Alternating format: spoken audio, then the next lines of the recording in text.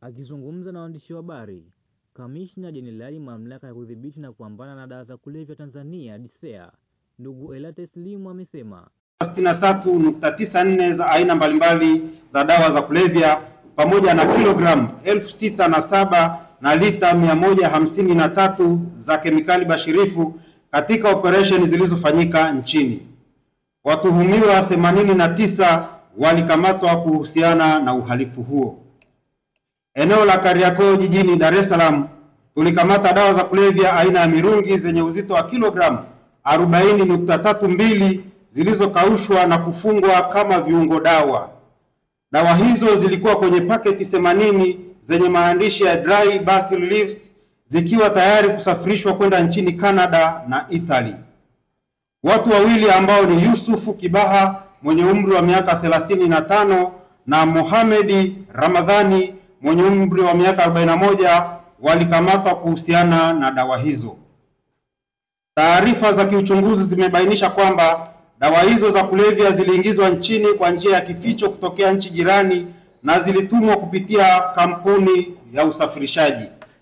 Aidha, imebainika kuwepo kwa mtandao wa usafirishaji wa dawa za kulevya aina ya mirungi ambao hutumiwa bodaboda na kujenga mahusiano ya karibu na mawakala wa kampuni za usafirishaji nchini Tanzania ili kurahisisha usafirishaji wa dawa za kulevya. Dry basil leaves ni viungo, ni majani yenye harufu nzuri na wakati mwingine hutumika kama viungo kwenye chakula, wakati mwingine huwekwa kwenye chai, wakati mwingine pia hutumika kama viungo dawa kwa ajili ya kutibu kichwa na wakati mwingine kwa ajili ya kurahisisha mmeng'enyo wa chakula tumboni. Kwa hiyo hawa wahalifu walitumia jina hili na kwenye zile pakiti kama mtakapoviona kwenye picha wakazifunga vizuri ili kusafirisha kwenda nje kama viungo dawa. Kumbe ndani yake wameweka dawa za kulevya. Lakini hii mbinu tumebaini na kuweza kuwakamata.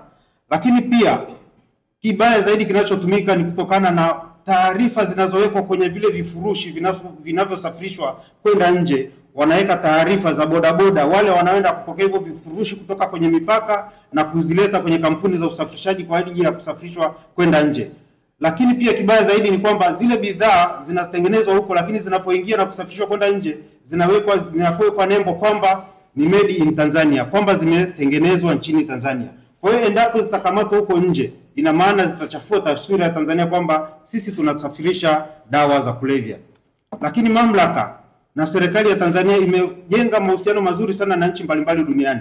Lakini pia hadi sasa hivi nchi ya Tanzania inaheshimika sana kwenye mataifa mbalimbali kutokana na kuweza kudhibiti usafirishaji wa dawa za kulevya.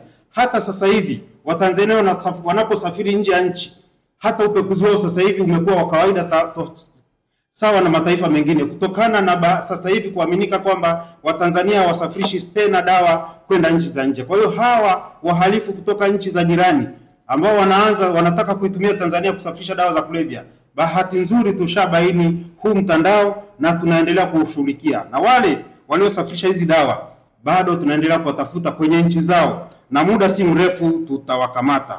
Hivyo tunawaonya wale wote ambao wanaendelea kusafirisha vifurushi wahakikisha kwamba vile vifurushi vinakuwa na taarifa sahihi za msafirishaji na mpokeaji.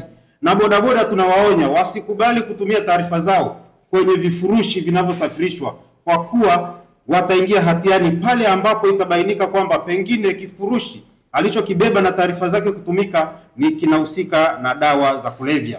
Kwa hiyo tuombe sana wabodaboda wawe makini wanaposafirisha vifurushi, wasitumie taarifa zao, lakini pia makampuni wahakikishe wanakuwa na taarifa sahihi za wale wasafirishaji na wapokeaji wa vifurushi.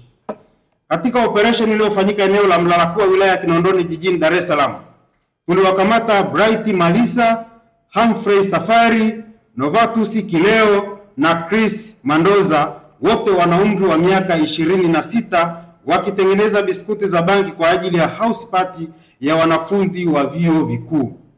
Watuhumiwa hao walikutwa na biskuti 140 za bangi, puli 8 na paketi 9 za bangi zenye jumla ya kilogramu 2.858. Mamlaka inaendelea na uchunguzi zaidi kubaini na kuchukua hatua dhidi ya matumizi ya bangi kwenye bidhaa mbalimbali ikiwemo vinywaji, vyakula, vipodozi na sigara za kielektroniki yani vapes. Uchunguzi uliofanyika na mamlaka umebaini uwepo wa viambata vya bangi kwenye baadhi ya bidhaa hizo. Naendelea kuwaasa wananchi kutoa ushirikiano kwa mamlaka wanapoona bidhaa hizo kupitia namba yetu ya bure 119. Hawa wanafunzi tuliowakamata walikuwa ni wanafunzi wa vyuo vikuu, wengine wamefeli, wamedisco kwenye vyuo vikuu wakiwa mwaka wa pili, lakini wengine pia tuliowakamata ni baadhi ambao wamemaliza vyuo vikuu. Lakini sasa baada ya hawa kufeli vyuo vikuu kutokana na kuingia kwenye house party na kuanza kutumia matumizi ya dawa za kulevya na kushindwa kuendelea na masomo, wakakodi chumba, wakaungana, na kwa kuwa wana mtandao wa wanafunzi wenzao wa vyuo mbalimbali, wakaanza kutengeneza hizi biskuti za bangi kwa ajili ya kuhudumia kwenye house party za wanafunzi. Na kinachotokea ni kwamba wanafunzi wa vyuo tofauti tofauti wanapokuwa na birthday zao, kwa mfano watu wana birthday mwezi wa 10, wale wote waliozaliwa mwezi wa 10 wanaungana kutoka kwenye vyuo tofauti tofauti, wanatengeneza, wanakodi nyumba, wanafanya house party yao ya birthday yao kwa pamoja. Kinachofanyika kwenye zile house party ni kwamba wanatengeneza sasa hizi biskuti za bangi, wanazitumia kule.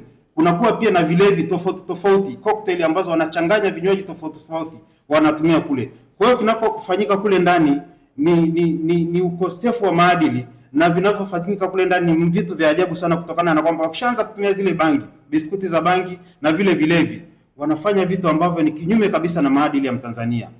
Lakini pia hawa wanafunzi unaona wamedisco shule kutokana na matumizi ya dawa za kulevya, lakini kutokana pia na makundirika ambayo wanakuwa wanayafanya na kujikuta kwamba wanashindwa kuendelea na masomo. Kwa hiyo wanaua ndoto zao. Lakini tuombe wazazi wahakikishe wanalinda watoto wao wanapoenda kwenye vyuo vikuu, ili kuhakikisha kwamba wanaepusha na makundirika ambayo ni mabaya, ambayo yanawafanya wanashindwa kuendelea na masomo yao na kuingia kwenye matumizi ya dawa za kulevya. Sasa mamlaka, kutokana na hichi kinachoendelea cha wanafunzi wa vyuo vikuu kuwa na house party hapo ndani yake wanaanza kutumia dawa za kulevya, tutafuatilia na kuhakikisha kwamba tunabaini house party zote zinazofanywa na wanafunzi wa vyuo vikuu, na wote tutakao wakuta ndani kwenye zile house party tutawakamata wote na kuchukua hatua. Kwa hiyo wanafunzi wa vyuo vikuu wawe makini kwenye hizi house party wanazozifanya. Tukikuta kuna matumizi yote ya dawa za kulevya, wote tunawakamata na tunawachukulia hatua za kisheria. Kwa hiyo tuombe sana wazazi wasimamie wanafunzi wao. Lakini kwenye vyuo vikuu, kwenye ile wiki ya orientation wanaoifanya, wawaase wanafunzi wasiingie kwenye haya mafundirika, wasiingie kwenye starehe, wasiingie kwenye house party ambazo zinakuwa ni kinyume cha maadili na kufanya vitu ambavyo viko nje na maadili ya Mtanzania. Kupitia operations zilizofanyika katika mkoa wa Morogoro, Simiu, Arusha, Kilimanjaro, Mwanza, Tanga, Pwani, Shinyanga, Ruvuma, Tabora na Mtwara, kwa kushirikiana na vyombo vingine vya ulinzi na usalama, tulikamata bangi kilogram 9164.92, mirungi kilogram 1555.46, skanka gram 367 na heroin gram 7.498, na kuteketeza ekari 11.5 za mashamba ya bangi. Mamlaka ya kudhibiti na kupambana na dawa za kulevya inaendelea kujizatiti na kuhakikisha Tanzania inabaki salama bila biashara wala matumizi ya dawa za kulevya. Hivyo hatutasita kuchukua hatua kali za kisheria kwa mtu atakayebainika kujihusisha kwa namna yoyote ile na biashara ya dawa za kulevya nchini Tanzania. Natoa wito kwa wanafunzi wa vyuo vikuu kuacha mara moja kujihusisha na dawa za kulevya, badala yake wazingatie masomo ili kutimiza ndoto zao. Kwa pamoja tunaweza kupambana na dawa za kulevya. Asanteni sana kwa kunisikiliza.